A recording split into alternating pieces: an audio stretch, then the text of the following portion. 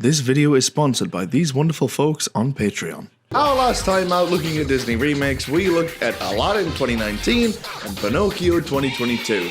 Both were garbage. One more than the other one. What the? You lot were incredible with your support in the last video, and you also had a lot to say about Disney remakes, including Do a review of the 2023 Little Mermaid. Also, it would be awesome to see it bird because Ariel is black. Right, Little Mermaid 2023. They can't be as bad as people are saying. The Little Mermaid was released by Disney in 1989 and is loosely based on the fairy tale of the same name from 1837. This is a story by Den Lily Havfru. Nailed it. About a young mermaid who longed for a life on shore. Ah, sounds sweet. I think I know this one. The Little Mermaid is fascinated by life above water and humans too, even keeping a human boy statue in her garden. Yeah, sounds just like the movie. After seeing a handsome prince celebrating his birthday, she immediately falls madly in love. She asks her grandma, "Do humans live forever?" To which she replies, "No. Humans live much shorter than merpeople, and in fact, die far less violently than merpeople, who violently evaporate into sea foam upon death." Hang on. Drinking the transformation potion from the sea witch that'll make her lose her tail causes the feeling of a sword to pass through her body. The pain of losing her tail will never leave, constantly feeling as though she is walking on sharp knives. Her feet will bleed terribly, and failure to win over the prince will cause her to die of a broken heart and to evaporate into sea foam upon death. And that's the story of The Little Mermaid. Good night. Needless to say, Disney couldn't involve half of that in the family-friendly movie. But as I will discuss later, there are some things that they could have used in the remake from the original Nightmare. I'm going to be going straight into The Little Mermaid 2023, assuming that you've already seen The Little Mermaid 1989. If you haven't, I'm going to play the entire film for you right now. And go now you've seen it. Let's go! The Little Mermaid 2023 opens with a legacy title. Hilarious. Everything the light touches, we will ruin in about 20 years. What do you mean they're remaking Moana? So, I'm gonna break this movie down into parts. So, creative decisions. Disney have always had a knack for incredible character design. They're able to take certain animals and creatures and not only give them an iconic design, but also, in many cases, take a creature that is a nightmare to look at and turn it into something cute. Have you seen a naked mole rat? So pray tell, what did they do for The Little Mermaid 2023? Well, to answer that question, we need to take a trip to Disney's boardroom, where I have planted a hidden camera from the past. Let's have a listen in.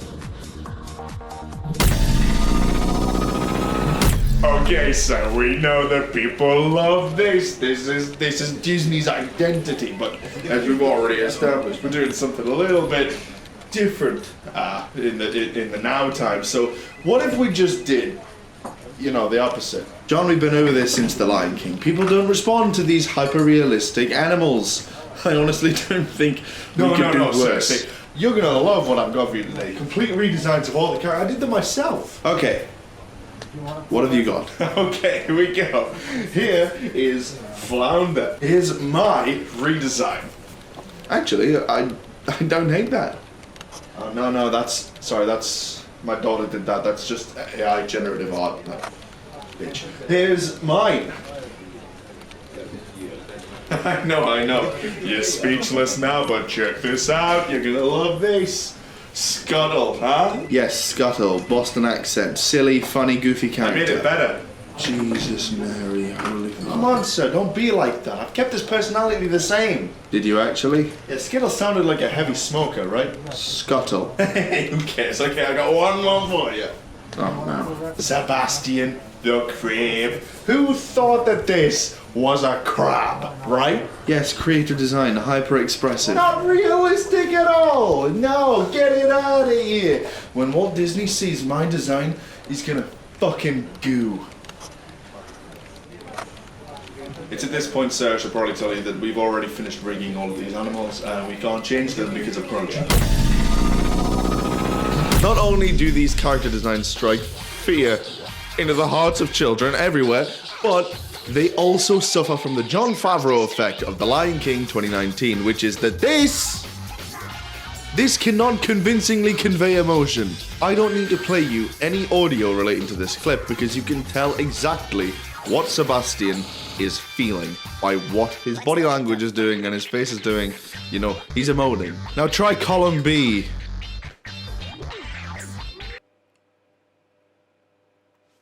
Well, what a crab feeling. So the characters have been designed to be more real, so surely that means they act more real, right? No. In the rendition of Under the Sea, all of the animals playing instruments have been removed because they don't play music. They can't do that. That's not real. But equally, never mind, because realism, sometimes they dance. Just have them dance. Do a little dance. Because also, let's not change the lyrics. Let's just leave it and have Sebastian walk and say them.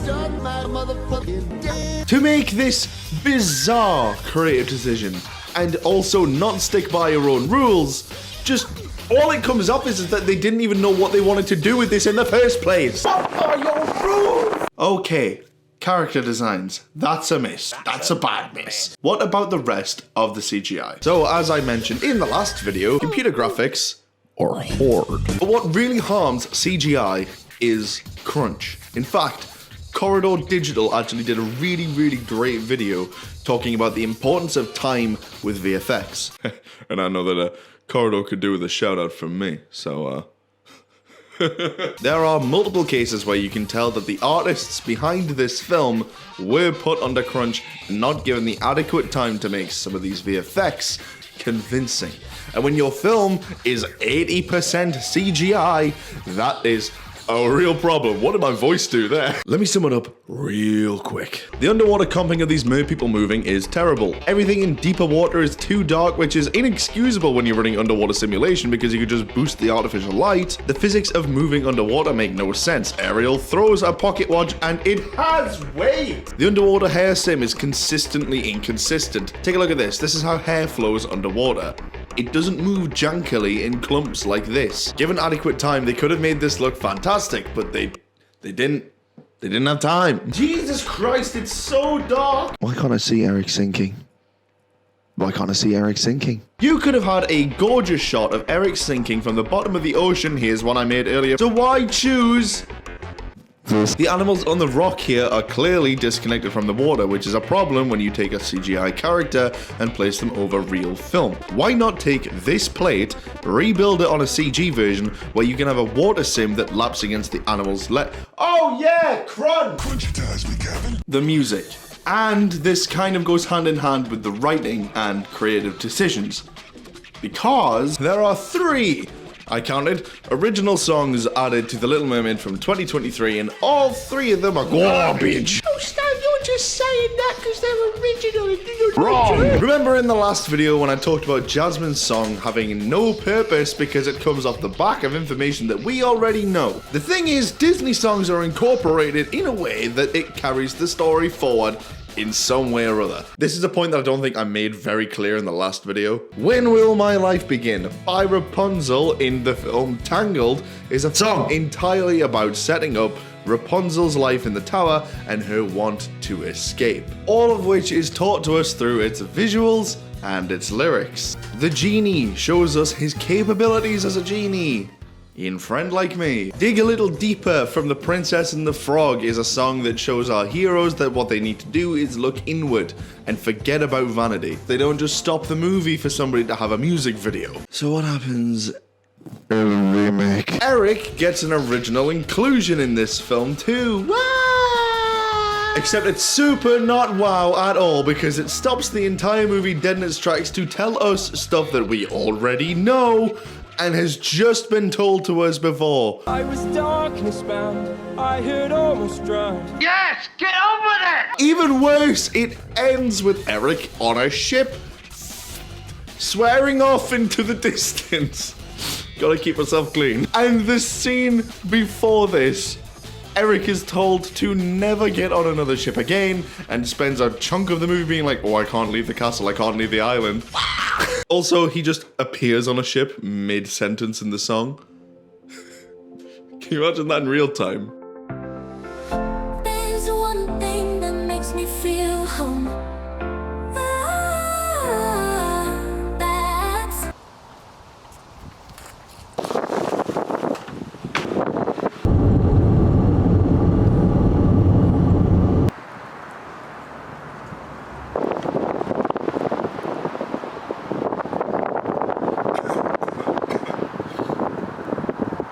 the Time Bridge.